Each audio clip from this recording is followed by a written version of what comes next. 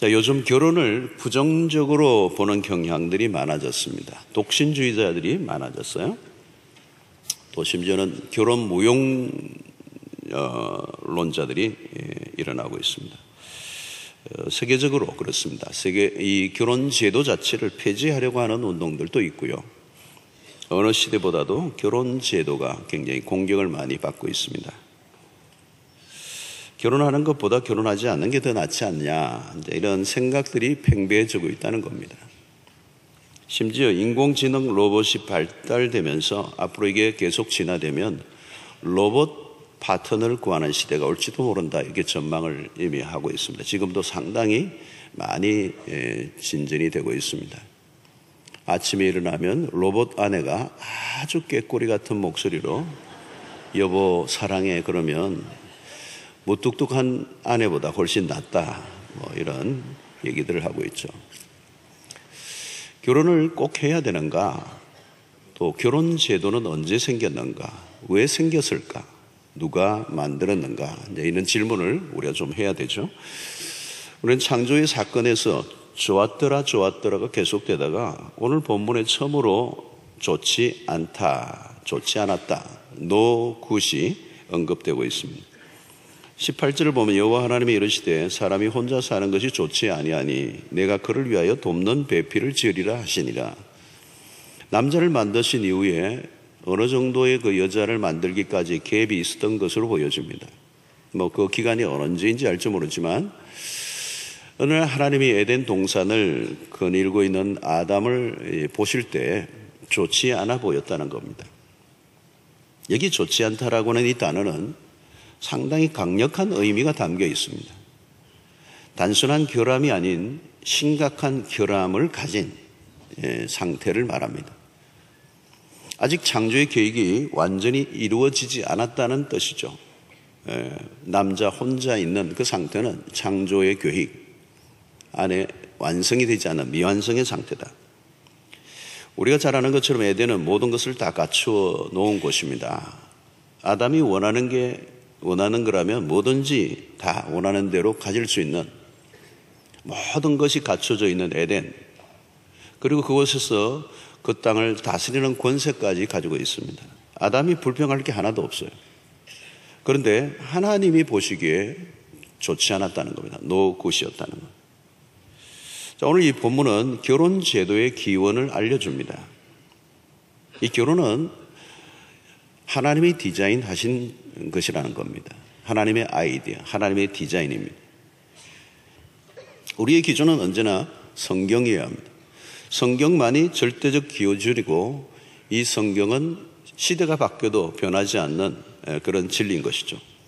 그러므로 결혼은 인간이 고안한 문화적 산물이 아니라 하나님의 작품이고 그 결혼 안에 신성한 하나님의 법칙이 들어있기 때문에 거기에 우리가 귀를 기울이고 그 말씀을 따르면 오늘 망가지고 깨어진 우리의 가정들을 새롭게 하는 놀라운 역사가 있을 것입니다.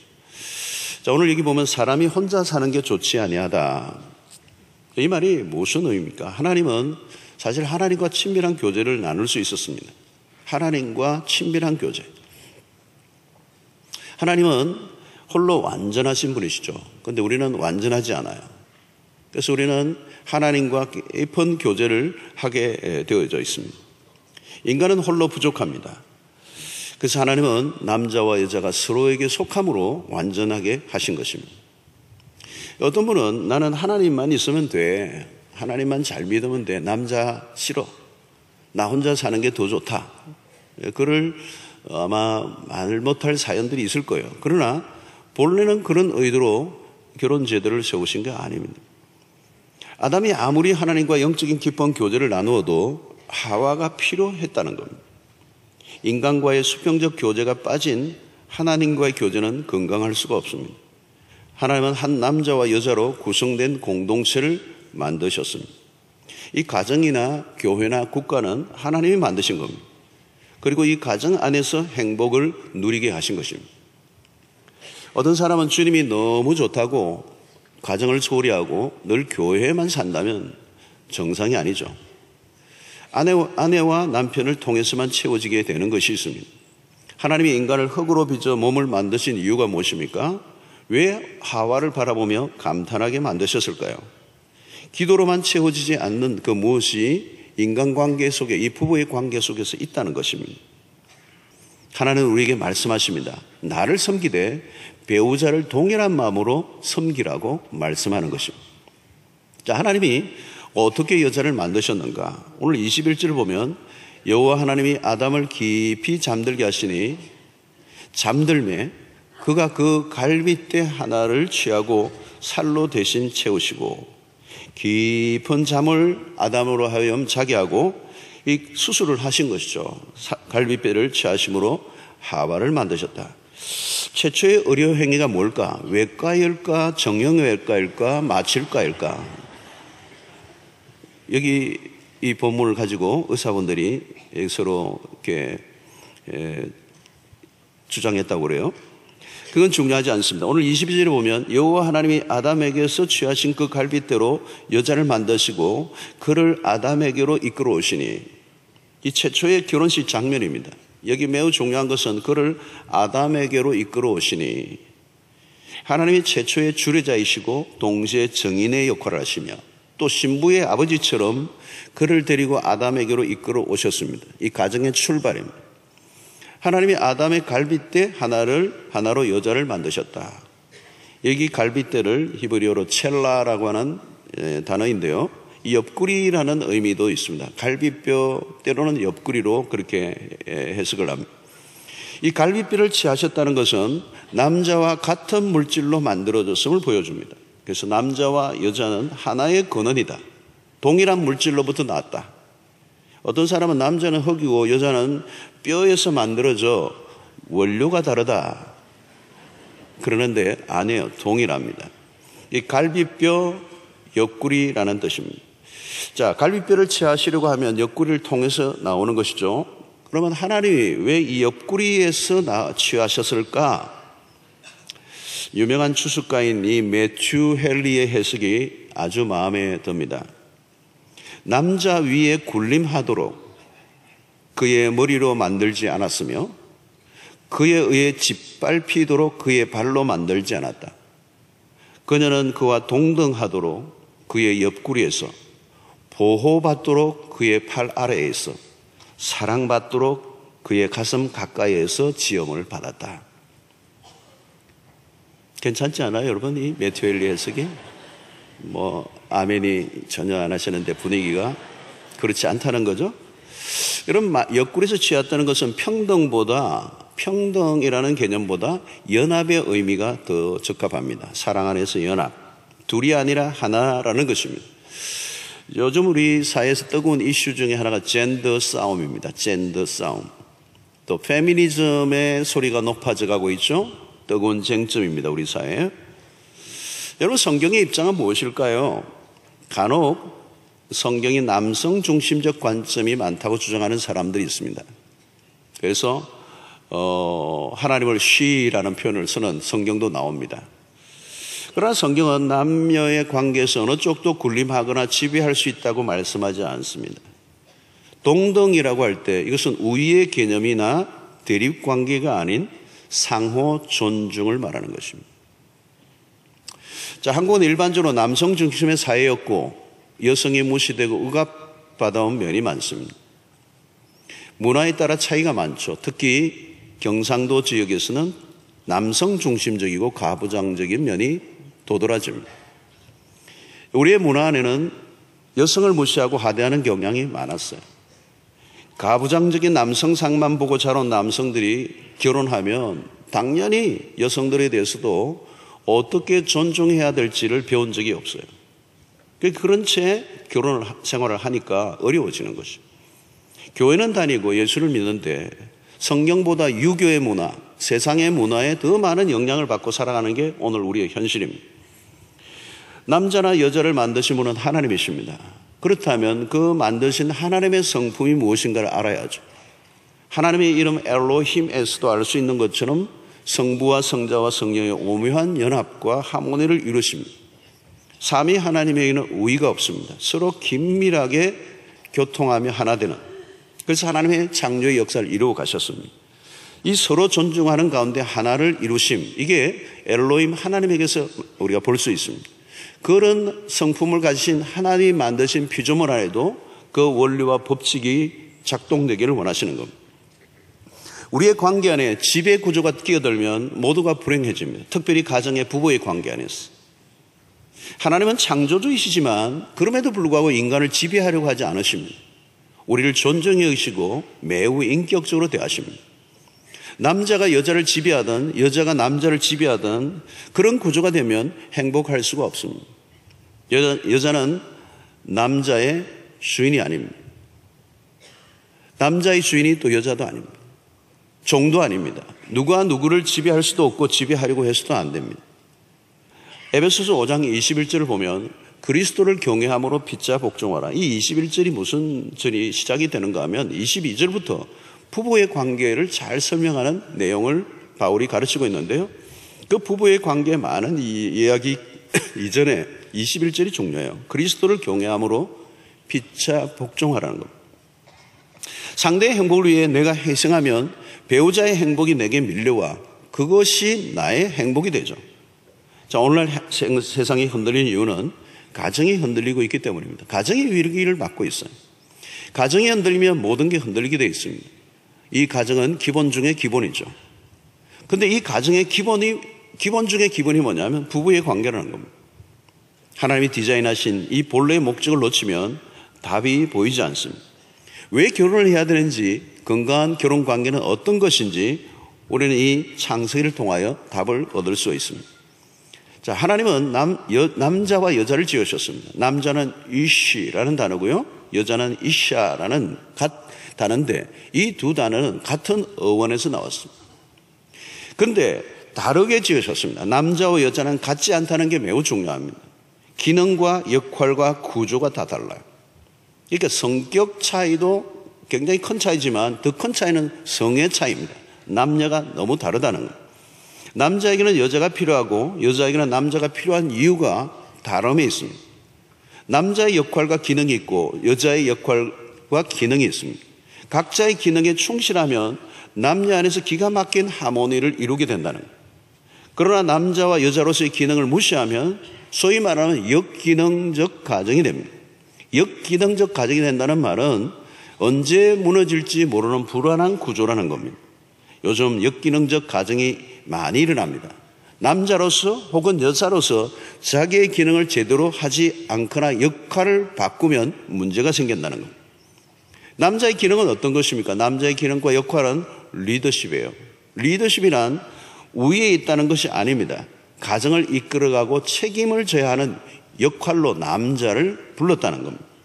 에베소서에서 그리스도가 교회의 머리가 되신과 같이 가정의 머리로 남편을 세웠습니다. 이 남편의 리더십은 그러면 어디로부터 배워야 합니까? 옆집 형님이 아닙니다. 그리스도여야 한다는 겁니다. 교회 머리가 되시는 그리스도가 교회에 대해서 어떻게 하셨는가? 그냥 왕으로 군림하셨는가? 억압하면서 이끌었는가? 그렇지 않죠. 그리스도가 교회를 자신의 몸을 십자가에 내어 놓으시며 사랑하셨던 희생의 리더십, 그게 남편에게 주어진 책임이요 리더십의 역할입니다.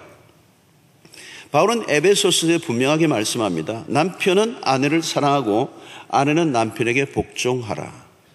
남편과 아내의 관계를 그리스도와 교회의 관계로 비유하고 그 교회와 그리스도 안에 있는 그 신비로움이 그 남편과 아내 속에 있다는 것을 말씀합니다. 단순히 남자와 여자가 만나 눈치껏 살면 되는 것이 아니라 원리를 익혀야 됩니다. 디자인하신 하나님의 의도를 따라 이 부부의 역할과 기능과 모든 그 자기의 위치를 지킬 때 행복이 오고 그 부부를 통하여 하나님의 목적을 이룰 수 있는 복된 가정이 될 수 있다는 것입니다. 자, 오늘 18절을 보면 여호와 하나님이 이르시되 사람이 혼자 사는 것이 좋지 못하니 내가 그를 위하여, 여기 매우 중요한 단어가 나오죠. 돕는 배필을 지으리라 하시니라. 오늘 이 본문에 돕는 배필, 그 아내를 돕는 배필로, 여자의 역할이 뭐냐? 남자를 돕는 배필이라는 거예요. 돕는 배필. 자, 여기서 돕는 배필이라고 해서 보조적이거나 종속적인 존재를 말하지 않아요. 여기 에젤이라는, 이 돕는 배필이라는 단어를 히브리어로 에젤이라는 단어, 유명한 단어죠. 이 에젤이라는 단어는 여성을 가리키지만 남성형입니다. 여기 돕다, 위험에서 구해내다, 무엇으로부터 구원해내다라는 뜻이 있습니다. 그러니까 남자를 여자가 구해준다는 의미가 많아요. 에젤의 역할이 매우 중요한 것입니다. 모든 그 연약함에서 구해내는, 그 외로움으로부터 여자가 구원해내주는. 여러분, 남자와 여자 중에 보면 남자가 홀로 사는 게 여자보다 훨씬 더 어렵죠. 남자의 외로움에 대한 하나님의 처방이 바로 여자였다는 겁니다. 그런데 이 에젤이라는 이 단어는 굉장히 강력한 의미가 있는데, 이 하나님이 이스라엘에 도움이 되신다, 그런 말을 하죠. 이스라엘에 도움이 되시는 하나님, 그게 에젤입니다. 성령이 보혜사라고 얘기할 때 그 보혜사의 성령을 우리는 에젤이라고 해요. 우리 곁에서 우리를 도우시는 분. 그 신자가 신앙생활을 할 때 하나님의 성령의 도우심이 없으면 신자는 온전한 신앙생활을 할 수 없어요. 그 성령의 도우심, 에젤의 도움이 필요하단 말이죠. 바로 아내의 역할이 이 남자를 돕는 이 아내를 에젤이라고 하는 거예요. 그 의미는 매우 중요하다는 거예요. 비로소 남자는 에젤, 그 여자로 인하여 온전해진다는 거예요. 여자의 역할은 남자를 남자 되게 하는데 결정적인 역할을 가지고 있다는 거예요. 남자가 좀 부족해도 아내가 가정을 아름답게 이루어가는 것을 볼 때가 참 많아요. 여자의 역할이 얼마나 중요한가. 다 처음에는 불완전하게 만나지만 그 가정을 완전한 가정으로 만들어가는 일에 그 남성의 리더십과 책임을 잘 감당할 수 있는 온전한 남자로 세워져 가는 일에 가장 중요한 역할을 누가 하느냐? 에젤, 여자가 한다는, 돕는 배필로 한다는. 그러니까 여러분, 오늘 우리의 삶에 에젤에게 주어진 이 사명은 여자가 남자보다 부족해서 순종을 요구하는 것이 아니라 남자가 부족해서 아내에게 그런 성경이 그런 것을 요구하고 있다는 것을 우리가 잊지 말아야 합니다. 남자는 여자로 인하여 완성된다는. 아멘이죠, 여러분. 남자분들이 아멘 해야 되나요? 여자분이 아멘 해야 되나요? 자, 오늘 23절을 오늘 한번 보면, 아담이 이르되 이는 내 뼈 중에 뼈요 살 중에 살이라. 이것을 남자에게서 취하여선즉 여자라 부르리라 하니라. 이게 오늘 최초의 인간의 언어입니다. 이게 최초의 노래고 시고 고백이죠. 유진 피터슨이 지은 메시지 성경을 보면 이 23절 이렇게 얘기해요. 내 뼈 중에 뼈 살 중에 이랬는데 메시지 성경이래. 드디어 나타났구나. 내 뼈 중에 뼈 살 중에 살이라 그랬어요. 아주 멋있는 고백을 한 거예요. 아담은 자기의 감정을 실은 표현을 한 겁니다. 에덴의 저편에서 우아하게 걸어오는 한 여인을 보는 순간 가슴이 막 요동을 친 거죠. 마음이 막 끌린 것입니다. 그 감정을 누가 만드셨어요? 하나님이 만드신 겁니다. 그래서 탄성이 있는 거죠. 그 하와를 바라보는 순간 막 감정이 북받쳐서 드디어 나타났구나. 내가 찾고 찾았다는 겁니다. 내 뼈 중에 살 중에 살이로다. 여러분, 남자분들이 아내들에게 이런 고백을 해보셨습니까? 내 뼈 중에 뼈요 살 중에 살이로다. 이상한 고백하지만 어떤 분은 알던 이 중에 이요 무슨 원수 중에 원수로다, 그렇게 하면 여러분, 짝을 만나는 순간 탄성을 지르죠. 가슴 뛰는 만남을 하게 하신 겁니다. 그런데 이 아담에게 에젤로서 여자와 가정을 이루게 하신 것은 단순히 외로움의 해결만이 목적이 아니에요. 하나님의 창조 명령을 수행하기 위해서는, 생육하고 번성하고 땅을 다스리고 정복해 가는 일을 위하여 이 에젤을 붙여주신 것입니다. 여러분, 여자의 역할이 얼마나 중요한가? 여자의 역할이 얼마나 중요한가? 사랑하는 성도 여러분, 오늘 이 가정, 하나님이 만드신 이 가정은 인간에게 주신 놀라운 축복이에요. 그런데 이게 훼손되어 있어요. 이게 왜곡되어져 있어요. 이것을 소홀히 하고 무시해버렸어요. 그래서 우리의 가정이 위기를 맞고 가정이 흔들려요. 이건 국가가 흔들리는 거고 결국 우리의 인류 전체가 지금 흔들리고 있는 가장 중요한 요소는 하나님이 인류의 최초에 만드신 최초의 기관인 이 가정이 무너지고 있다. 여기에 우리의 에젤의 역할, 남자가 홀로 있는 것이 좋지 못해. 그 말은 불완전한 상태라는 거예요.